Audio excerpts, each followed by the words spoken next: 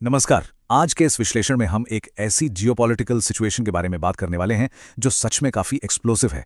हम बात कर रहे हैं बलूचिस्तान की। वहां जो हिंसा बढ़ रही है उसने न सिर्फ क्षेत्रीय शांति बल्कि मैसिव स्ट्रेटेजिक निवेश को भी एक बहुत बड़े खतरे में डाल दिया है। तो आइए इस पूरे मुद्दे को डिटेल में समझते हैं। 25। देखिए, ये सिर्फ एक आंकड़ा नहीं है। ये हाल ही में क्वेटा में हुए एक बेहद भयानक ट्रेन ब्लास्ट की असलियत है। ये एक फिदाई हमला था जिसमें 20 से 25 लोगों की जान चली गई और करीब 100 लोग घायल हुए। और सबसे हैरान करने वाली बात क्या है, इनमें से ज़्यादातर लोग पाकिस्तानी सेना के जवान थे। ये स्थिति सच में बहुत गंभीर हो चुकी है। अब यहां सबसे बड़ी विडंबना यानी आयरनी देखे, अमेरिका के ही हथियार इस वक्त अमेरिका की ही आर्थिक योजनाओं को तबाह करने के लिए इस्तेमाल हो रहे हैं। सुनकर अजीब लग रहा है ना, पर सच यही है। ये बिल्कुल वैसा ही है कि आपने कोई जाल बुना और आप खुद ही उसमें फंस गए। इस पूरे विश्लेषण को हम 5 हिस्सों में बांटेंगे। पहला, क्वेटा ट्रेन ब्लास्ट। दूसरा, बीएलए की बढ़ती हिंसा के ट्रेंड्स। तीसरा, इन आतंकियों तक हथियार आखिर पहुंच कैसे रहे हैं। चौथा, रेको दिग प्रोजेक्ट पर मंडराता खतरा। और आखिरी, पाकिस्तानी सेना पर इसका दबाव।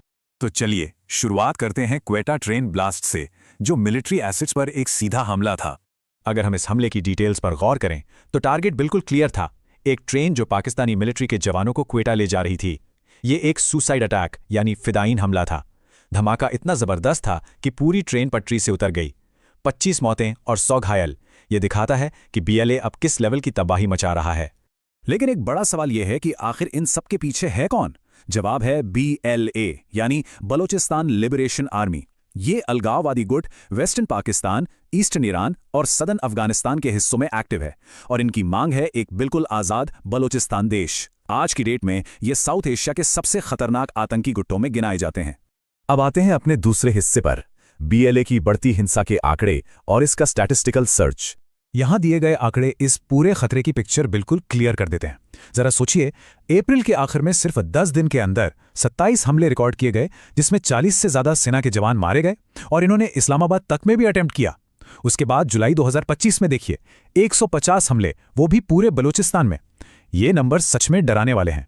इस चार्ट में आप इस ट्रेंड को भली भांति देख सकते हैं। 2023 में हमलों का ग्राफ काफी नीचे था, लेकिन 2024 और 25 आते आते एकदम से शार्प एस्केलेशन हुआ। और भाई 2026 के जो अनुमान हैं वो तो बिल्कुल रिकॉर्ड तोड़ने वाले लग रहे हैं। इसका मतलब साफ है, ये समस्या अब बहुत तेजी से कंट्रोल से बाहर होती जा रही है। तो अपना तीसरा पॉइंट आता है ट्रेसिंग द वेपन सप्लाई। एक अलगाववादी गुट के पास आखिर इतने आधुनिक हथियार आ कहां से रहे हैं। इसका जवाब छिपा है 2021 में। स्टेप 1, बाइडेन प्रशासन के दौरान यूएस मिलिट्री का अफगानिस्तान से अचानक विड्रॉल। स्टेप 2, जो एडवांस्ड हथियार वहां पीछे छूट गए वो अफगान तालिबान और तहरीक ए तालिबान पाकिस्तान यानी टीटीपी के हाथ लग गए। और फिर स्टेप 3, टीटीपी ने यही हथियार आगे बीएलए को ट्रांसफर कर दिए। यानी एक फैसले का असर कहां से कहां तक होता है, ये इसका परफेक्ट एग्जाम्पल है। इस कोट पर जरा गौर कीजिए।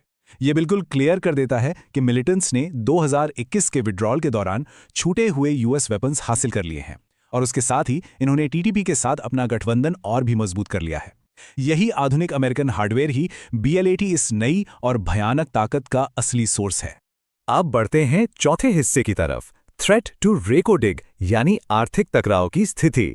$1.3 बिलियन, ये कोई छोटी मोटी रकम नहीं है। ये वो मैसिव निवेश है जिसे अमेरिका ने ट्रंप एडमिनिस्ट्रेशन के दौरान बलूचिस्तान में प्लान किया था, वहां से सोना और तांबा एक्सट्रैक्ट करने के लिए। ये एक बहुत ही बड़ी आर्थिक योजना थी। लेकिन जमीनी हकीकत और सपनों के बीच का फर्क यहां साफ दिखता है।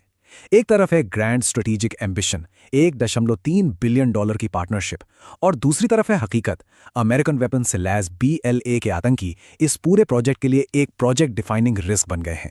वही वेपन्स अब उन्हीं की आर्थिक योजनाओं को रोक रहे हैं।